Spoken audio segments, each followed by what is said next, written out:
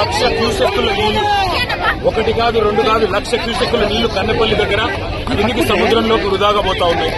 ఇవాళ లక్ష క్యూసెక్కుల నీళ్లు కిందికి పోతుంటే వృధాగా పైన మొత్తం రిజర్వాయర్లన్నీ నోరెళ్లు పెట్టి చూస్తా ఉన్నాయి. పైన మిడ్మానేర్ కావచ్చు, కాళేశ్వరం, మరి మొత్తం ప్రాజెక్టులో ఉన్న ప్రతి రిజర్వాయర్ లో కూడా ఇవాళ నీళ్లు లేక రైతులు మరి కనీసం నాట్లేసే పరిస్థితి లేదు.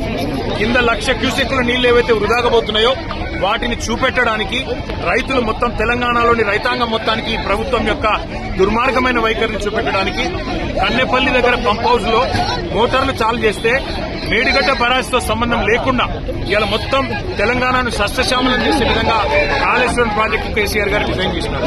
ఇవాళ బ్యారేజ్ తో సంబంధం లేకుండా, మేడిగడ్డ బ్యారేజ్ గేట్లతో సంబంధం లేకుండా మరి 93.5 మీటర్ల ఎత్తులో గోదావరి ప్రవహిస్తే చాలు నీళ్లు కన్నెపల్లి పంప్ హౌస్ లో మోటార్లు చాలు చేస్తే బ్రహ్మాండంగా నీళ్లు ఇవ్వచ్చు, రైతులు నాట్లేసుకోవచ్చు. ఆ నీళ్లను చూపెట్టడానికి పోతుంటే ఇవాళ మమ్మల్ని జనగామలోనే అడ్డుకునే ప్రయత్నం చేస్తూ ఉంటారు. ఈ ప్రభుత్వానికి ఇంత భయం ఎందుకని నేను అడుగుతున్నాను. కింద లక్ష క్యూసెక్కుల నీళ్లు వృధాగా పోతుంటే చేతగాని ముఖ్యమంత్రి నీళ్లు ఒకవేళ ఇస్తే మళ్ళా యూరియా ఇయ్యాలి, నీళ్లు ఇస్తే పంట కొనాలి, మద్దతు ధర ఇయ్యాలి, నీళ్లు ఇస్తే నీళ్లు వస్తే బోనస్ ఇయ్యాలి.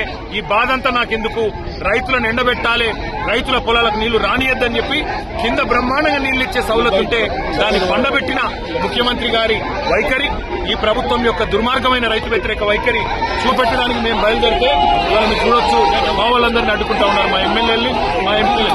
అందుకే మేము అనేది ఈ ప్రభుత్వాన్ని దమ్ముంటే చేతనైతే మంచి పనులు చేసి ప్రజలు ముంచుకోరు.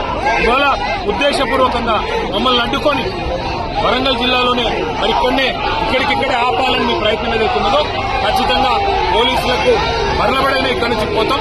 తప్పకుండా కన్నెపల్లి చేరుకొని అక్కడ ప్రవహిస్తున్న లక్ష క్యూసెక్కుల నీళ్లను రైతులకు చూపెడతాం. తెలంగాణలో ప్రభుత్వం ఎంత చేతగాని దద్దమ్మ ప్రభుత్వం ఉందో తప్పకుండా తెలంగాణ రైతాంగానికి మొత్తం చూపెడతాం. ఎందుకు అడ్డుకుంటున్నారు?